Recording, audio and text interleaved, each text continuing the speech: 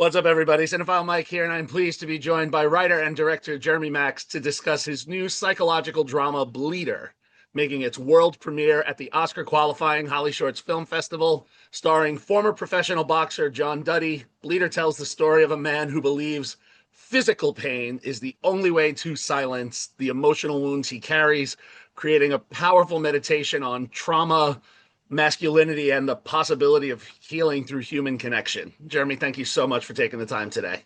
Yeah, thanks for having me. Great intro. So, this film asks such a fascinating question. What happens when someone believes physical pain is easier to confront than emotional pain? So, where did the original idea for Bleeder come from, and what made you want to explore it through this character? Yeah, so for me, it kind of came from a variety of places. I think like the number one thing that kind of stands out um, is there was a time around like 2 years ago where I kind of stopped like enjoying the things that I would typically enjoy, let's say going to the movies. It started to feel like pleasure was waning and it was becoming homework. It was like a homework assignment. And it was sort of this like initial spark of an idea that kind of communicated to me that I was like actively engaging in things that made me uncomfortable rather than things that felt like were pleasurable to me. So that was sort of simmering for a little while. And then I had some personal family tragedy unfortunately happen, and that sort of matriculated into this story, which is kind of um, somebody being in a perpetual state of pain, disallowing themselves to have pleasure, and then also being fraught with a terrible tragedy that's happened to his family. So that was sort of the main genesis of how I came up with the idea. And John Duddy brings an authenticity to the role that just feels impossible to fake. So, what was it about him that made you feel that he was the right person to carry this story? And how did you two develop the trust and the emotional side of the character just beyond the physicality and someone who can take a hit? It's a really good question because I think ultimately by design the character is a punching bag. So, when looking to cast somebody, you need somebody who can convincingly take those hits. And I was kind of stumbling for a little while, worrying that I wouldn't find the lead for this part. It was such a specific role that I had written. And luckily, the person who shot the film, David Foy, our cinematographer, he had worked with John on a previous film. And I was telling him about the script, and he basically was telling me, "Hey, I have your guy." And in my mind, I'm like, "Well, I'll believe it when I see it." I'm sort of pessimistic when it comes to that stuff. Casting, I think, is the Right. most difficult thing. It's the easiest thing to get wrong. Yep. So, he told me John's past as a professional boxer, and that was sort of part of the fictional backstory of the titular character in my film Bleeder was, he had years as a boxer, and that sort of weighed him down physically. So when he gets into the work he does as a bleeder, that's all he knows how to do. All he knows how to do is take a punch. So sort of that being woven into the biography already, it kind of felt like a seamless fit when I heard about John's backstory. But it wasn't until I spoke to him on the phone that it came to life that this was Bleeder. This was the character I was speaking to. It just felt like we were just lock and step. Every turn of the conversation, we were completely in sync. We emotionally understood the pain that this character goes through and the path to recovery. And if he's allowed to have absolution, his self-righteousness. And it seemed that it mirrored a lot of John's history. So just conversationally, it felt like there was a really great match there. Obviously, I had to see his acting, and Dave had sent the film that he was in, and he was wonderful in it. He was sort of this chameleon. He could be funny and sad and brooding and heartbreaking to watch. And there's such soulfulness in his eyes, and that was sort of what communicated to me that this guy would be a great vessel for the audience to kind of project themselves onto as they watch Bleeder. And yeah, I mean, we went through the process of rehearsals and further conversation, extensive conversation. I think we talked every week leading up to the film. He also did the stunts for the film, so Mhm. he sort of took on a lot of different hats. And yeah, I don't think this film is possible without his presence. Something that we had developed early on, which is kind of sounds like pretentious and like a little like weird to say out loud, but every time I really wanted to get like a very deep sort of gut wrenching performance from him, we kind of had the short end where we would say like Kubrick eyes, like Stanley Kubrick. and how like he has like this Kubrick gaze in Right. terms of like the actor, one actor in one of his films who just sort of have this like very listless, glazed over look. And he kind of knew it immediately. Like if he wasn't getting there, I could just say like, "Hey man, like Huber guys," and he would just sell just this very harrowing look in his eyes. That's kind of like he's like a puppy dog. You want to wrap your arms around him, but there's darkness in it, and there's fear, and there's rage, and he just tapped into all of those things. And I think he was just pulling from real life. And part of what helped with that, and you brought up David, and I'm going to bring him up too, your cinematographer. We're kept so incredibly close to this character throughout the film. So, how did you go about, like, what were your conversations like, and how moving that camera to place it so that the audience was so close and in his emotional state for the whole time? Yeah, so Dave and I talked extensively about subjectivity versus objectivity when we felt like we wanted you to feel the pain that Bleeder was feeling, or we wanted you to feel distanced from him emotionally. So every time he fights a client, or he's fought by a client, I should say, or hit by a client, he doesn't fight, he doesn't punch back.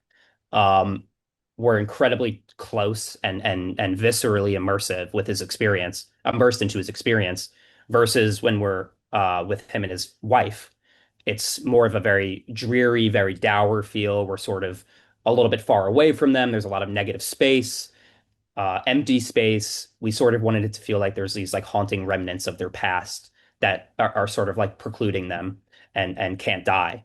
So that was a sort of big part of the grammar of what we wanted in terms of the cinematic language. So, Dave and I spoke about just like the appropriate times when we felt being close was the most realistic versus being pulled back. And with that too, I mean, the sound design for this film is remarkable. I mean, every punch, every impact, every breath lands and you feel it. Can you talk about the Oh work yeah. you did with your sound team to build this experience? I mean, I watch action films like I absorb them like air, and I'm always like, "Oh, cool. Nice hit." But I was Yeah. like, "Ow. I felt that." Like, what? Please tell me. Yeah, I'm very, very glad that you asked this because this was probably the most time-consuming part of the entire process was working with my sound designer, Joey Winterbotham, who worked on Killers of the Flower Moon. He worked on a bunch of different fantastic films, names you probably recognize, with directors you probably recognize. And we spent a lot of time really trying to create a very ethereal soundscape for the piece. Because ultimately, I really think sound is a character in this film. I was pulling from a lot of different influences in terms of like how I wanted certain things to sound. A big influence on the film was The Wrestler, and there's a great scene where he's sort of walking to get to his gig at the grocery store, and you kind of hear like crowd music behind him, and it's sort of pumping him up, and it's triumphant. To then he walks into where he's working, and it's just deflating. So we kind of wanted to play with that sort of sonic soundscape in terms of the grammar of it all. So, it was a really specific back and forth that Joey and I had to just really make this thing feel as real and immersive and as immersive as possible. Because similarly to you, I'm an audience member, and I feel like there are plenty of times where it's like, okay, like you've shown me this style of punch, and I've heard it in this style of sound, but I kind of wanted to give you something that felt like it could really linger and like it would stay with you. So I'm glad that connected. And part of it is as we go through the film, I want to try not to spoil this. There's moments that are very grounded in realism, and then there's other moments that are more like, I guess you could say, like they're dreamlike, right? Like there's more emotional, Oh yeah. heightened emotional moments. How did you decide when to lean into the realism and then go more expressive without letting one overtake the other? Because it seemed to walk a nice line. Yeah, I appreciate that. It's a tough dichotomy. I think with my work and my influences, there's a pocket of surrealism, heightened reality, and then there's like kitchen sink drama. And I think all of those sort of like play a nice sort of role in the films that I make. And it's definitely an amalgamation of those things. But for me, ultimately, I think it's just the emotional quality. Obviously, the emotional component of anything is the single most important thing in the film, in my opinion. So I try to really hone into like, what am I saying emotionally with this scene, and how can I lens it in a way where ultimately it's amplifying that emotional idea. So, a scene where two characters are sitting at a dinner table, and I'm not going to spoil anything. I'm going to try to be intentionally restrained with what I reveal plotting wise, but um, there's a missing seat at the table. So to me, two characters who can barely communicate with each other, and there's a seat at the table that nobody's occupying. To me, that reads stillness, that Mm, reads painterly, that reads impressionistic, mhm. very human. So those were the things that I really tried to inject into those scenes versus the ending scene, which to me is meant to feel very dreamlike, very heightened.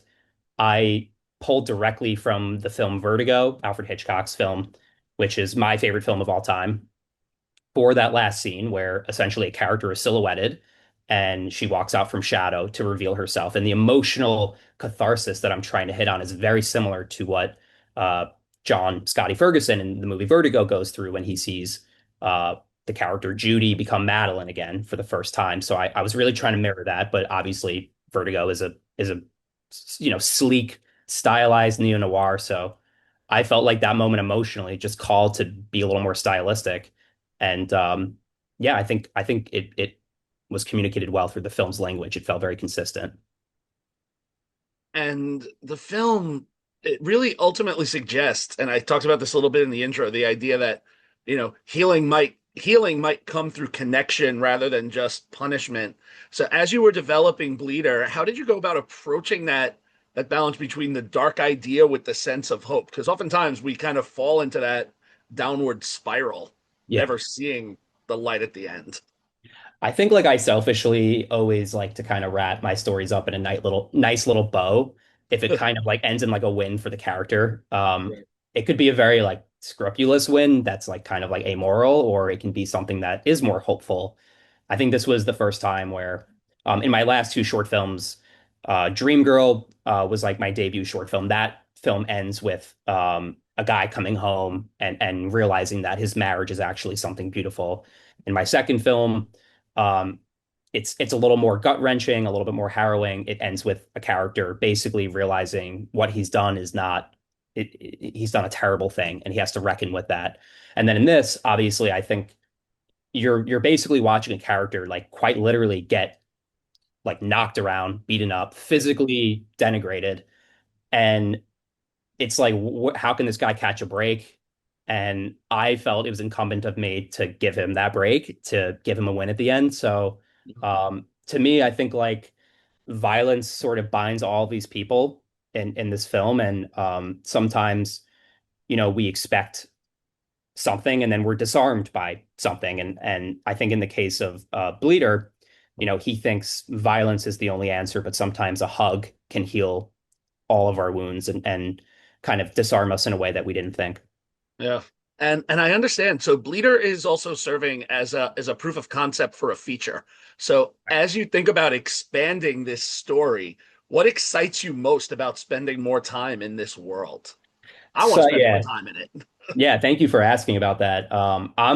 I think it's such a weird world because it's so deceptive in terms of like it's like mechanics. You think it's almost, oh, like this is like this John Wick revenge thriller film of this guy gets these like weird surreptitious envelopes and Yeah. he's sent to his locations, and is he a hitman? Is he like what's going on here? But it's actually like not what you would think. So that like twist I think is so interesting. But then exploring the sort of illicit service more, like who are the powers that be? Who are the people who run this thing, and what are they like? What are their lives like? And the feature kind of tackles on that very idea of kind of looking under the hood of who runs the service, what demons he has, and the interconnectivity between him and our lead character and the guy who runs it, his son.